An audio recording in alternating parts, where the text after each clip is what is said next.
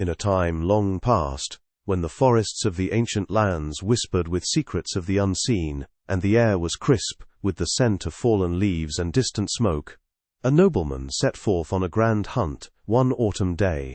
Accompanied by a train of huntsmen, their horses snorting plumes of breath in the chill morning air, he rode through the woods, the ground crunching under hooves, the bows slung across their backs gleaming in the dappled sunlight.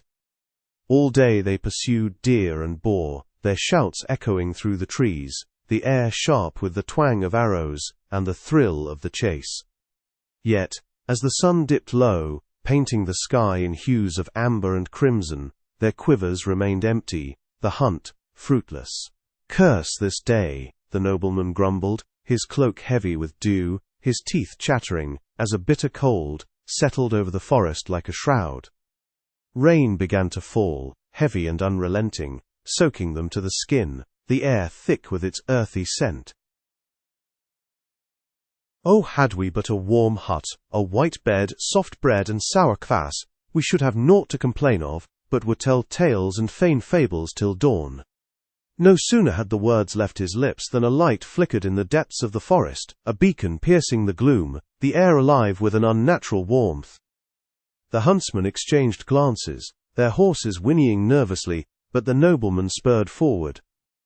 "Follow the light," he commanded, his voice resolute despite the chill gripping his bones. They pressed on, the rain lashing their faces, until they reached a hut, its windows glowing softly, the air around it dry and inviting. They dismounted, the mud squelching under their boots, and entered, the door creaking like an old man's sigh.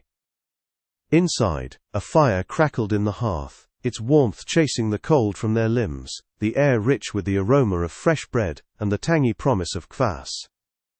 On the table lay loaves, soft as clouds, and a jug brimming with the sour drink, everything as the nobleman had wished. "What sorcery is this?" one huntsman whispered, his voice hushed with awe, the firelight dancing on his face.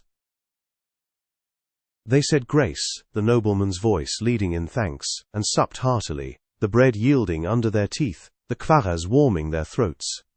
Sated, they retired to the white bed, its linens crisp, and sleep claimed them, the air soft with the hut's quiet magic. All slumbered but one huntsman, whose eyes remained open, the air still around him. About midnight, a strange noise stirred, a low, eerie whisper at the window, the air growing colder. Something unseen spoke, its voice like the rustle of dead leaves. "O thou son of a dog! Thou saidst, if we had but a warm hut, a white bed, soft bread, and sour kvass, we should have naught to complain of, but would tell tales and feign fables till dawn. But now thou hast forgotten thy fine promise. Wherefore, this shall befall thee, on thy way home. Thou shalt fall in with an apple tree full of apples, and thou shalt desire to taste of them, and when thou hast tasted thereof, thou shalt burst. And if any of these thy huntsmen hear this thing and tell thee of it, that man shall become stone to the knee."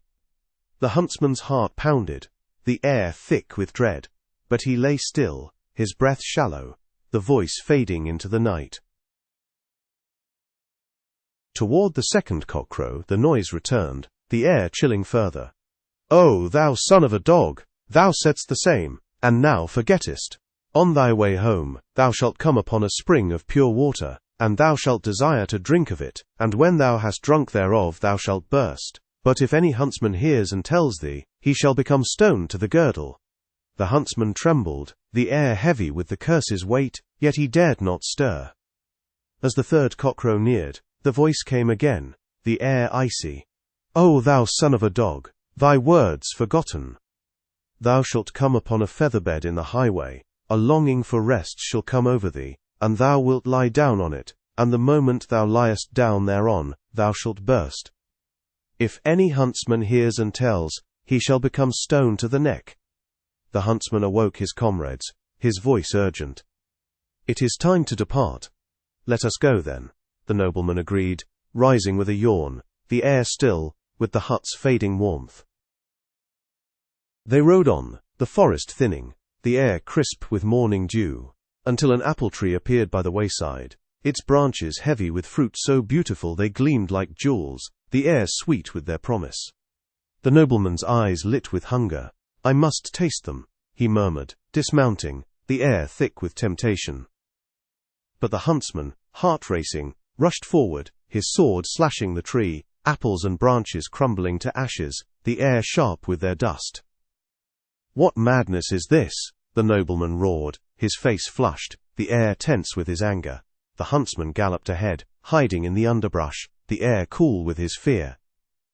Farther on, a spring bubbled by the road, its water pure and clear as crystal, the air alive with its inviting murmur. The nobleman thirsted, kneeling to drink, the air heavy with his longing. The huntsman burst forth, splashing the spring with his sword, the water turning to blood, the air thick with its metallic tang. "Thou fool!" the nobleman cried, rising in fury, his cloak sodden. "I'll have thy head." But the huntsman fled, vanishing into the trees, the air sharp with his escape. Deeper into the journey, a feather-bed lay in the highway, white and soft as clouds, the air soft with its allure. The nobleman dismounted, wearied, yearning to rest. "A moment's peace," he sighed, the air heavy with temptation. The huntsman charged, his sword striking the bed, turning it to coal, the air thick with its acrid smoke. "Treason!" the nobleman bellowed, his face purple, drawing his blade. The huntsman rode on, hiding, the air cool with his dread. At the palace, the nobleman summoned the huntsman, the air tense with guards' presence. "What hast thou done, son of Satan?" he thundered, his eyes blazing. "I must slay thee." The huntsman, bound, spoke, "Bid them bring an old mare to the courtyard." The beast arrived, and he mounted, his voice steady. "Last midnight, a voice at the window said, 'O son of a dog, thou didst wish for hut, bed, bread and kvass, but forgettest thy promise. On thy way home, an apple tree with fruit shall tempt thee, and tasting it, thou shalt burst. If any huntsman hears and warns, he shall stone to the knee.'" As he spoke, the mare turned to stone up to the knee, the air heavy with gasps. "About the second cockcrow," he continued, another voice, "a spring of pure water shall tempt thee to drink, and drinking, thou shalt burst. The teller shall stone to the girdle." The mare stiffened to the breast, the air thick with awe. "At the third a feather-bed shall call thee to rest, and lying thereon, thou shalt burst. The teller to the neck." The mare petrified to the neck, the air silent. "Thus I acted, my lord, to save thee. Pardon me." The nobleman, humbled, released him, the air, warm with mercy, but the huntsman, cursed, remained stoned to the neck, a silent guardian of the tale.